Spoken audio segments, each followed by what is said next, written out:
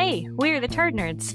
We're glad you're here. Before we take the plunge, let us introduce ourselves. I'm Dr. Rebecca Sand, a naturopathic physician and licensed acupuncturist specializing in digestive, microbiome, and hormone conditions and integrative fertility. I'm Dr. Ami Kapadia. I'm a medical doctor trained in family medicine and functional medicine with a special interest in combining standard therapies with lifestyle and nutrition-based interventions. And I'm Dr. Alana Gurvich, a naturopathic physician, licensed acupuncturist, and a fellow of the American Board of Naturopathic Gastroenterology. I specialize in IBD, IBS, and other functional GI disorders. Let's dive in. The following discussion is for educational purposes only and not intended to diagnose or treat any diseases or conditions. Please consult your doctor before incorporating any of this information into your care. The information presented on this podcast is not medical advice. Welcome back. We are thrilled to be joined by the one and only Dr. Megan Larravey, gut and dermatologist specialist, who is going to be helping us understand a deeper dive into some of the nuances of the gut-skin axis and maybe even specific conditions. So one of the reasons when we were talking before, there was this patient case that came up, which is why I wanted to really pull Megan in. Do you want to share the patient case? Actually, why don't you? Okay, great. So we have a patient that we both know quite well. We both treat her or know her quite well. And she has chronic skin issues. She's got chronic acne. She is a female in her middle 30s and very out of nowhere, she had a recent onset of pretty severe acne and she has tried all of the things. And so I referred her over to Dr. Larravey because that's what she does. And Dr. Larravey started working her up in the way that she does.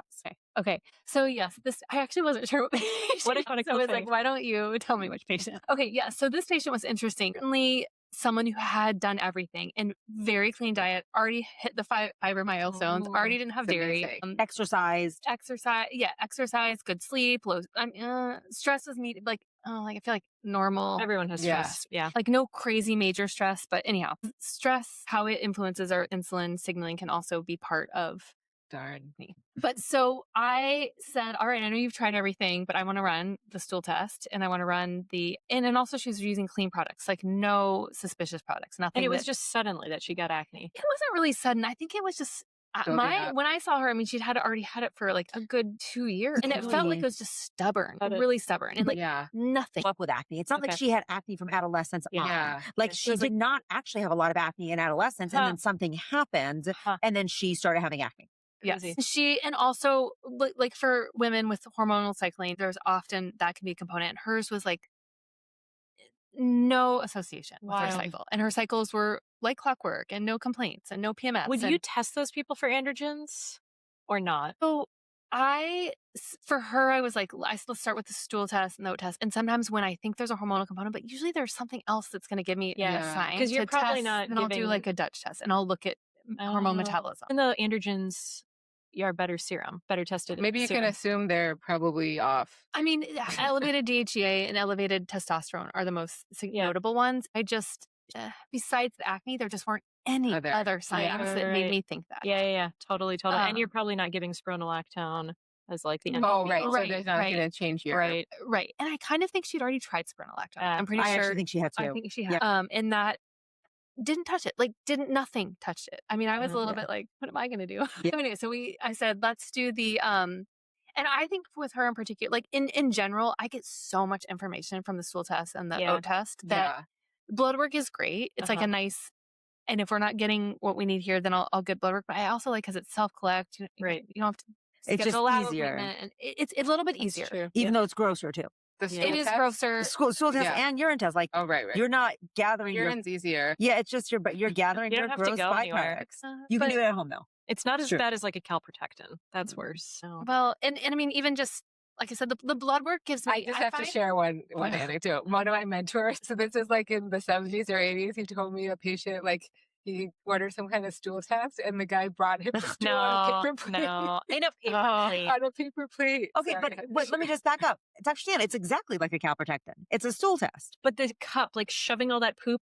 I mean, any of the stool tests that we're going to run, they're going to shove their poop into a sample. I mean, it's just at least they don't have to bring you their stool. Right. So you were saying it's grosser because their whole poop, which is what a calprotectin is. I do think the quantity matters. But you're going in there with a spoon and chunking out your own poop. Scoop it. I mean, I don't know. I've done both. I think I'm going to disagree. Yeah. I'm going to agree to disagree. I'm going to say you're probably the expert. I Probably mean, done more. I feel like with my IBD history, I have definitely done a lot of stool tests. Yeah, that is fair. Anyway. So the blood work, I think I'd seen like kind of standard labs. There wasn't a testosterone, there wasn't a DHA, but just wasn't enough that I was like I was like, let's look here. Because I just, again, get so much information that I find so much more valuable than most of blood work. Yeah, unless something's wildly off in blood work. For these things, yeah. So she did that. And sure enough, what showed up on her test was pretty high H. pylori. Again, 0 GI symptoms. Zero GI symptoms. I agree. Crazy. Very high Pseudomonas. And I'm pretty sure those are the two like priority ones. Often was fungus there? When I see high H. pylori, it is very common that I will also see usually a protozoa and or a little bit of candida. Okay, and is this H. pylori test that you guys are using similar to the H. pylori stool antigen and accuracy? So the answer, that's a hard question because nobody's comparing apples to apples. I will say, as somebody who focuses on the GI, and this is one of the reasons why I wanted to present this case in particular, because it kind of opened my mind to the fact that I'm like, I might absolutely be missing something. When I see an H. pylori on the stool test, and I'm running a GI-based practice, right? If they're not having upper GI, but you mean on a stool, like a comprehensive microbiome analysis, PCR. I'm not going to order I'm not going to order LabCorp or Quest. That's what I mean. Standardized so not those H. pylori stool or breath unless they're symptomatic, right? Right. Or sometimes I'll order it if it comes up positive on one of our functional med tests. Right. And so, but the reason why I say that is when I see it, I'm inclined to not treat, actually. I'm inclined to be like, H. pylori is a commensal organism for 50% of the population, according to Dr. Larravey 2 weeks ago. And I'm like, I think it could be a very important role in the microbiome. I think it might be one of the keystone species that controls the rest of the downstream microbiome. I'm inclined not to treat it. But also, I mean, we do have an episode on this that if it is problematic, it is likely part of a broader problem with your microbiome. It isn't just like a standalone species. So now we have this patient with no GI symptoms. I mean, she would definitely fall into my bucket of do not treat H. pylori. No GI symptoms at all that I send over for chronic derm to Dr. Larravey. Right? Right. And so Dr. Larravey finds a large amount of H. pylori. Right. So then the ones that I was focusing on with H. pylori and the Pseudomonas, and I feel like her keystone species looked good, her Akkermansia looked fine, and we put her on some antimicrobials. And again, and her acne was really like cystic acne and just on the cheeks. And it wasn't, yes, it was cyclical or not cyclical cycle, but it's always one's coming and going all at the same time, like a constant cycle of acne. But it wasn't like moving anywhere else. It was like just here. And so I almost also thought that like maybe it's like a really like local infection, even to the point that I got a little bit, I will say, like she had an event coming up and I was like, I just felt for her. And I was like, I know you don't want to do this, but I'm going to put you on like a topical that had like some antibiotics, and it was a compounded cream. And I was like, I know you don't want to do this, but like, let's just do it temporarily just to get you a little reprieve. Yeah. So that you can be at this event and not have nothing acne so bad. And you didn't want to do it because it was a topical antibiotic? Yeah. And that's really more like kind of like treating the symptom and not getting to the root. I just wanted, because it was so localized. It was so localized. So what is So we were doing antimicrobials, and so I was not antibiotics. You did not do quad therapy, the standard treatment for H. pylori. You did the and I will also qualify that she didn't have any of the virulence factors. And when again, like I'm sorry, now that I've seen this pattern and I learned about it, and I do see it a lot, and I mean I'm seeing a lot of chronic skin stuff. Yeah, I do treat H. pylori, and I also do take it seriously because that 2% that could GI symptoms or not that could progress to cancer. To one of the gastric cancers. But usually, I am under the opinion or assumption at least that if there needs to be some multiple virulence factors, that's that test maybe. Can someone explain the virulence factors? I can expect them. Okay, so there are at this exact moment in time, we know of 17 different strains of H. pylori, right? H. pylori is not one bug, just like there is Pseudomonas aeruginosa, or Staph aureus, and there's like a bunch of different subspecies within H. pylori and every other bacteria. Virulence factors means there are certain subspecies of H. pylori that are more virulent, that cause more issues, that are more linked. They're more aggressive in the host. And they're more linked to gastroesophageal cancer. They're more linked to ulcerations, microbiome changes. The most common virulence factors that we're always looking for that are going to be bad guys are VACA, CAGA, right? Those two are known. If you have those virulence factors, they're significantly more likely to be virulent. So I thought rather than different species, they were just different genes. Maybe that's right. I think they are different genes. Okay, Yeah, I that's think they're correct. different Yeah. genes too, but they're basically different types of the H. Yes. pylori bug, and Yeah. certain stool panels will assess for that and tell you is this Yes. like a kind of more is an oversimplification, but a more aggressive type Yes. that puts you at higher risk for more severe complications. Correct. Yeah. So out of the gate, because of Pseudomonas, which is an LPS producer, really Should we really define inflammatory. LPS? Yes. Saccharide, basically, it's a known marker that actually now more and more tests can test for, that basically tells you there's an active intestinal permeability or endotoxemia, inflammatory cascade happening within the GI microbiome. That's what LPS But is. endotoxemia gets systemic. Like those endotoxins get in the bloodstream. And So it's basically leaky gut that is inflammatory to the whole body. Can Put we it in like use plain regular language. testing for this? I don't think it's in I the don't think so conventional either. model. But listen, you guys want to hear a crazy study? I'm taking a left turn only. I'm going to make a right turn back in a second. I just read a really interesting study grown out of the Netherlands. The Netherlands have a National Health Institute where they were looking at peri and postmenopausal women who had onset of anxiety and depression and severity of their anxiety and depression. They track these women. It's a national healthcare system. They track these women for 10 years and they did 1,000 different biomarkers. Do you have a magic pill for it? No, I haven't. Wait, hold on. Romancia. Right. It's fungus. Just kidding, It's always just fungus. Okay, so they tracked these women over 10 years and they were doing a bunch of biomarkers. They were trying to figure out correlation between any of these biomarkers and severity of depression and anxiety. The only biomarker that they found that was a predictor of their anxiety and depression was LPS. And the higher the LPS, the worse the anxiety and the depression. So Oh, probably interesting. because the leaky gut, so the inflammation from the intestines is leaking into the body and probably affecting neurotransmitters and inflammation in the brain. Correct. It's maybe Because we getting know worse anxiety and because of depression. the hormones And that you told because us about last time. Not last month, it was like forever ago. It was like a month ago. Months ago. But the gallbladder changes and Yeah, we have a gallbladder series that we just let out a couple of weeks ago, and we talked a lot about these I was hoping hormones. you would have a pill for us. I mean, I think I'd probably have a food for you, Well, and the I food think is you high find fiber. I mean, that's that's hard to blueberries. see. It's the low fiber content per cup threw me off. I'm going to add it back in. But all the polyphenols in this. Pseudomonas sorry. You're right and on H. that. pylori both create a fair amount of biofilm as well. And I think that's part of how they Right. We evade know. the We immune love system. Pseudomonas makes me think biofilm and inflammation. Yes, me too. So I thought, well, with her, I'm focusing a little bit more on the Pseudomonas. So we did, and I don't use phages. I use more of the antimicrobial herbs and biofilm disruptors. So we did a series of that, and I'll usually treat for longer. And I say longer, like at least 3 months, then rotate herbs another 3 months, rotate herbs another 3 months. Wow. 9 While months? doing things, Okay. yeah, while doing things that also are help healing up because there's also inflammation from the. So you're doing like LPS. leaky gut healing while Exactly. you're That's not treating. a long time, actually. I was thinking it isn't compared really to a like long 2 time. weeks of antibiotics, but you're It's- doing a lot more than. I do say a long time because conventionally it is like a 3 week. But it's not really. But skin people are on minoxidil, It takes a long time. doxy or Yeah, for a long time. minocycline for like months, for like a year. Years. That's true. Yeah. Yeah, I mean, it's not a fast It's treatment in not the a- yeah, it's conventional not a world lot. either. And then they get IBS. And then they see us. And then they see us. Hey, Turds, we wanted to take a brief moment to talk about our dear friend and colleague and fellow Turd Nerd, Dr. Julie Greenberg. Not only is Dr. Greenberg a naturopath, a physician, she also got her MBA at Stanford, and she is launching this course. What is it called, Alana? Root cause Business. It's called Root Cause Business. And it's worth knowing about if you are a healthcare provider, a naturopath, a functional medicine provider, because she teaches you essentially how to operate your business, earn money, and not get burnt out. And for listeners, we have a discount code. You want to tell them more?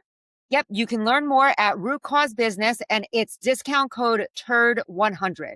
And so if you are looking to, if you know you're a good clinician and you're solid at the medicine part, but you hate the business part, Julie's class was literally made just for you. She was getting really tired of talking to people who were amazing clinicians, but could not thrive in business. That's Root Cause Business, discount code TURD100, TURD 100. Let's get back to the episode. So where am I? Rotating treatment every 3 months. And then Right, doing you're things doing like other stuff. glutamine Yep. and zinc carnosine and some of the other herbs that just help support. Probiotics. Probably not while you're on Yes, herbs. I actually do sometimes. probiotics as well as sometimes immunoglobulins. And I don't was remember just on gonna her ask test. that. I'm a just big read your fan brain. of the immunoglobulins. Because of the immune modulation? Because of the immune modulation, or also to help either with, if you, and I do this course sort of based on like what the level of secretory IgA is on that stool test. If it's low, I give immunoglobulins. If it's high, I give immunoglobulins. Do you use sac pylori? No, I use Just like the class IgG. 1. Like No. Oh, you No, use the support. but you don't use sac pylori for immune modulation. I don't use a lot of sac pylori for immune modulation because I tend to see people get constipated with it. However, like post antibiotics, or if antibiotics has been a big part of the picture, I will put that. I usually start with spore biotic just to like kind of be more aggressive. Because probiotics are interesting because they maintain their integrity to the stomach, but they really start activity in the small bowel. Okay. Yeah, spore biotics are a very interesting mechanism. And I think, again, with all these microbiomes, there's even a unique small intestinal microbiome. The large bowel just gives me more. That's kind of like the blueprint I like to use. Right. So we were not getting much, like maybe 10% improvement, maybe like months into the herbs. Well, probably like 6 months in, but I felt like we were being a little bit more aggressive because of this event coming up. And then that's when I was like, okay, let's try this topical that's got some antibiotics in it and more conventional stuff. Anyways, and then so then we kind of rotated, and we a much more like H. pylori specific treatment with like the mastic gum and the zinc carnosine and like berberine. Trying to think of that other herb, even like black cumin seed extract. I don't think I was using that. I mean, there was is that an H. pylori herb? I think that is a fungal herb. I know, but it's in a lot of the like combo products. And once we started doing that, there was a distinct shift. It was like the lights went on. Wow. It was like, I remember it was like a 2-week period, because I see this person very regularly. Yeah. It was a 2-week period where you can like drastically see the difference of her skin. Crazy. It was crazy. And I was like, oh my gosh, I'm finally getting somewhere. Because you get a little attached as a provider. You don't want to, but I just, again, because she was so compliant and literally doing all these things. I wasn't having to educate her on like products. So her foundations were good. Excellent. And I think that I probably was influencing her with my belief that you shouldn't treat H. pylori. And that she almost like she didn't want to do it because of my influence. You know what I mean? And then we switched, and Dr. Larravey was like, I think you should do this. And it was like, but it's like, it's a H. pylori because the herb treats so many I don't things. think it's so much the H. pylori, but what I was saying previously in our previous episode, the H. pylori, like when you think about like, so this is a more organism that tends to colonize upstream. It secretes that urease. It degrades the mucin layer. The H. pylori, like literally when you look at it under a microscope, it has these like 2 tails, flagella, but they like wrench in, at least I have this visualization, they wrench into the mucosa, create their biofilm. Yes, no, they're so stubborn. They create a biofilm and they've created their own little environment of like a perfect pH for them. Meanwhile, it disrupts the gastric pH, then it disrupts the signaling downstream of the pancreatic enzymes. Right. And I don't know how much the pH of the whole bowel is off, but it's enough that stomach acid is one of our strong innate immune responses. Like that can get rid of a lot of overgrowth or bugs that shouldn't be progressing further downstream. But when that's compromised, we start to see, and that's where I do very commonly see, and I'm not sure with her, like I said, I can't remember, but where I'll see either the candida marker high or a blastocystis. Either one of those sort of like definitely did not have blastocystis. I don't actually even think she had fungus, even on the oat test. I kind of don't think she did either. Yeah, because for a while she was like, I bet it's all fungus. And it wasn't all fungus. I mean, thankfully too, because fungus is so. And I say for both H. pylori and truly Pseudomonas, it's like you can eat this clean diet, and that might keep stuff at bay, but you're never going to diet your way out of candida, for that matter, too. These things, like they can keep stuff in check. They can sometimes manage symptoms. So I'm like, we got to get in there, and I often use a lot of analogies because I do think of it as like a landscape overhauling. That like H. pylori is like blackberries. Like you can use your clean whipper and like trim it back. But if we don't get in there and use these herbs to like, and sometimes antibiotics are indicated. I mean, I've gone that route with some people to get in there, and we want to be gentle. We don't want to like wreck everything as we're like yanking blackberry bushes out. I mean, if you've done any yard work in the Pacific Northwest, you know how that goes.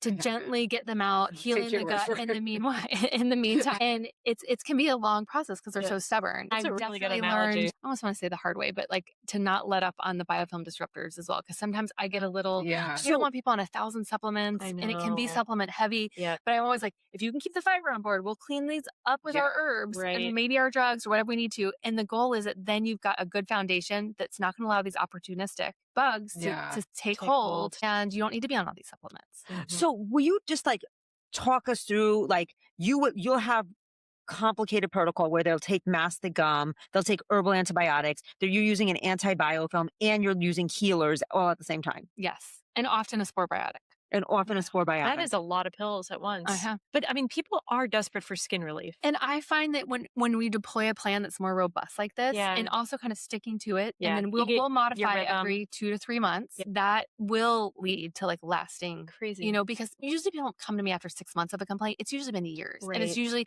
they've tried they've tried berberine, and they've tried a probiotic, Yeah. you know. And they've tried topicals. They've all tried They've tried all of topicals. it. They've tried Accutane. They've tried the whole, like the minocycline, the azelaic acid. Actually, I'm a fan of azelaic acid, but a lot of different things. Can we just, one more, are you a fan of hypochlorous acid Okay. for acne? So yes. Okay, can you explain I'm actually hypochlorous a acid? fan of hypochlorous acid for all inflammatory. This is not conditions. HCl. This is hypochlorous. HOCl. HOCl, yeah. Which apparently is what white blood cells secrete when they're like cleaning up a wound or an injury. It's like they're kind of like the body's like antibiotic, like local antibiotic. So why I really like the I don't really market it as an antibiotic, but what I really love about the HOCl is it helps restore the pH. So it's anti-inflammatory, antimicrobial. It doesn't sting. Like I also often will use like a dilution of How do you apple cider get it? vinegar. Okay, so wait. So let me just tell you why I know about it and why Apple cider vinegar. Ooh, I like this. So hypochlorous acid, I ended up getting a little spot, like I had like a folliculitis, right? You had your one pimple. Well, it was on my butt. I got a boil on my butt, which is fine. I'm sure my immune system would have resolved it. But then I decided to go to the largest water park in North America with my one a small great little story. boil. My very small little boil turned into basically my entire East Coast vacation, was preoccupied with my boil. And I was trying everything. My dad's holistic. I was with my dad. He was injecting me. I was doing this. I was doing that. I was Injecting. Zone was going in there. I mean, it was insane. Everything was insane. And then I got on the phone with Megan and I was like, I don't know what to do. And she was like, you need to try this. It's available on Amazon, right? It's an OTC. And she was like, you need to try this. And I'm like, 2 urgent care appointments in, 3 dermatologists in, I'm not going to take an antibiotic because it's me. Like I'll take an antibiotic if I'm going to the hospital. Yeah, it was probably not. Right. I mean, it was by no means. It was basic. I had a second butt cheek. It was so big. I have pictures. It's gross. But Megan was like, try this. Did you see the pictures? Did you see the pictures? I remember. It was insane. It was insane. I knew she's uncomfortable. I was, yeah. And Megan was like, try this. And it, like just like the H. pylori with this woman's skin, it was the thing You just sprayed it on? It's a spray. I love it. It comes in a spray and a gel. And I will say that now there's a lot more HOCl or hypochlorous acids on the market. And I used to think that they're roughly all created equal. But apparently it takes some special technology to keep it stabilized. And if it's ever mixed with anything, because people like to come up with these products, that means the HOCl part is not stable. The So- other thing I'll say about hypochlorous acid is a lot of people, like one of my girlfriends bought it to add it to her washing detergents because you can make it, like you can buy a machine to make it and you can add it as an antimicrobial to like your cleaning regimen with your clothes and stuff like that. Yeah. Okay, so why do you like hypochlorous acid? I like it because it's really nice for pH modulation on the skin. I like it a lot for eczema, particularly eczema, but often when I'm going through a topical barrier repair, because it helps knock down the load of any opportunistic overgrowth in the actual lesion on the skin. And it doesn't seem to harm the commensals. It doesn't sting. So it's a great pH, antimicrobial, and anti-inflammatory. Would you recommend for acne to use something like that as a toner? Yes. Interesting. Cool. Really cool. Yeah. And I'm like, I think that now everybody should have it in like their first aid kit because it's also great for wounds. And it doesn't hurt. And again, I learned about it and so safe. I learned about it because they were developing it for, what do you call it? A commercial product that's patented for hospitals because it's so highly effective and so well tolerated. And it's not like the harsh, heavy cleansers. I mean, it's not a soap. Maybe you should use it at work instead of your soap. Spray it on myself. It's not a surfactant. You still need a surfactant in your hands. They use it a lot in hospitals. Thanks. Cool. We use it actually a lot of clinics during COVID when we were spraying everything. Yeah, we're aerosolizing it. Yeah. This was super useful for COVID. Like it was shown to kill COVID viruses back then. It wasn't like, because, the cavicides were so, I didn't tolerate them. Yeah. They were rough. So I felt like I got dizzy. Yeah, I learned about it actually and again, I think when you have a machine producing it, it's being aerosolized, it's effective then. Again, to have it bottled up, that was the trick to how do you get it so that's shelf stable. Right. Without ruining it. But I learned about it. My dentist during COVID was aerosolizing the clinic, and he was like, it's not really damaging anything, and it's safe and well tolerated, blah, Does blah, it blah. smell? No. And he said he learned about it because they use it in agriculture in like feedlots where there's like, they don't want disease spreading and they can spray it on the animals and it doesn't. Wow. And it's, Interesting. I think, incredibly cheap for like what Are we it just does. creating a totally sterile world? It's not sterile. It's not sterilizing. That's the thing. Like it is a little drying, I will say. So sometimes, especially kids. It's a little drying if you use it a bunch in the same day. Oh, okay. Yeah. So I often Vaseline will, on top of it. potentially, yeah. But I think there's a gel form. Like I know for my kids, if they like scrape their knee, I'm like, here, and it. Great. It was my husband actually had a wound from like falling off his bike, and he was like, "What was that stuff?" It's like I can't even. It's like 24 hours later, like it was gone. It was kind of magic. Yeah. So I want to know, like you talked a little bit about for this case, H. pylori, treating the antimicrobials, layering in leaky gut stuff. Essentially, what comes next, or is that sort of the then protocol? I usually want to, depending on how, and I won't retest for over a year, and I'll see, and I don't make people retest. It kind of depends on how our progress goes, and I usually see it kind of like slow and steady. With this case, it was like.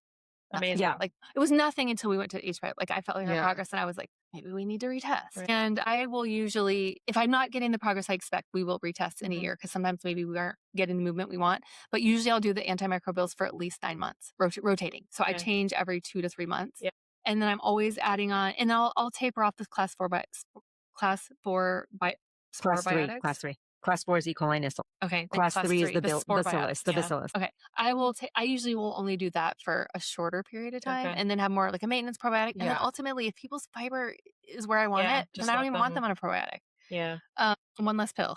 And then I will do other like sort of gut, more soothing, healing, like humic acid, because it's also good for collagen, cross-linkaging, and skin repair. What is humic acid? I don't know about that one. It comes from like I think it actually is like compost.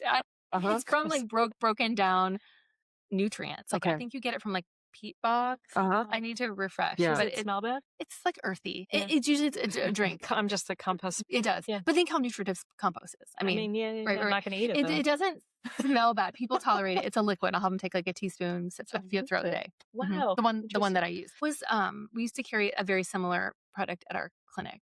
I don't remember either. It was something Mary Wong was really into. Oh yeah, that makes sense. Okay, so I'll do that, and then often after I feel like we've cleaned up any gut inflammation, then I'm like back on like some of the micronutrients like vitamin D, and that's where I think of the essential fatty acids and fish oils, because I know if there's been inflammation, people are like depleting that, but again, because we're sort of supplement heavy, those don't make the cut. They're like not priority. They're important, but then I want to get those in place. Yeah. Right. Do you, as far as oral, do you talk about fermented foods? I do. Yeah. I do. Along with the fiber. Yes. And fermented foods, I probably, when I was first trained, that wasn't as like big of a deal. So I'm like fiber. Right. And I fermented foods. And because of the whole histamine situation, people get really weary of fermented foods. Although, I think they're amazing. And so I'll usually wait till things have really calmed down to then start driving the fermented foods. Yeah. When we're coming off all the products. Because I do think, you've shared some studies about how night and day, they make a significant difference. Yeah, 10 weeks of 4 to 6 servings a day. 6 servings a day. And so your follow-up question... Who's eating all of this food? The follow-up, that is the problem. The follow-up question should be, what's a serving? True. Right? So, I thought it was going to be, what's your recipe? A serving is whatever's on the box. Okay. A serving is whatever is on the box. What if you're making your kimchi? Look at a box, and that's your serving. Okay. Go by the labels. Yeah, I usually say about a quarter cup. That is the problem. Who is eating all these food? 4 to 6 servings a day. Yeah. And so you can have like a serving of yogurt and a serving of kimchi. That's like 6. That feels like a more normal daily. Also, go up slowly, because you were just setting up for some massive and farts. same with the fiber. If you're at a baseline of 15, then I'm usually telling people go slowly. Introduce a new fiber food. Are you having to just manually track it, or just I used to have like a little fiber tracker that I would share with people, but now I find that AI is pretty good at being like, this is what I ate today. Give me an estimate of my fiber intake, and that is people are more. We'll do that. They really like AI. I don't think any of them. But good question, because people are always like protein. There's this whole protein craze, and yes, I think we all need protein. And the people are wanting a gram of protein per pound of body weight. So I think that's the ratio that I've always heard is for bone. It's 1.6 grams per kilogram body weight. For muscle, it's 1.3 for bone. It's 1.6 for muscle. But for bone, like osteoporosis. For osteoporosis prevention, yeah. But for sarcopenia, it's different. For different phases of life, it's different. It's like there is no one size fits all. I will definitely just say, I eat 2, maybe 3 meals a day. Like there's only so much fiber maxing, which is now we're paying attention to fiber maxing. I love that you mentioned fiber maxing. Yeah, no, it's a total thing. Fiber maxing plus the protein. Really, I think the response is drop your refined carbs. Drop your get the pizza in. Exactly. That's and a special also, treat. Do we have more methane now in the world, now that we're all fiber maxing? I wish. No, I believe fiber would deal with your methane. It would help your methane. That's probably true. Well, I guess up to a point, actually. She's talking about in the environment, Yeah, no, I believe. Because everybody's farting. We're farting so much. I don't believe that humans bypass methane. I believe that is a cow We're not thing. going to overtake the cows.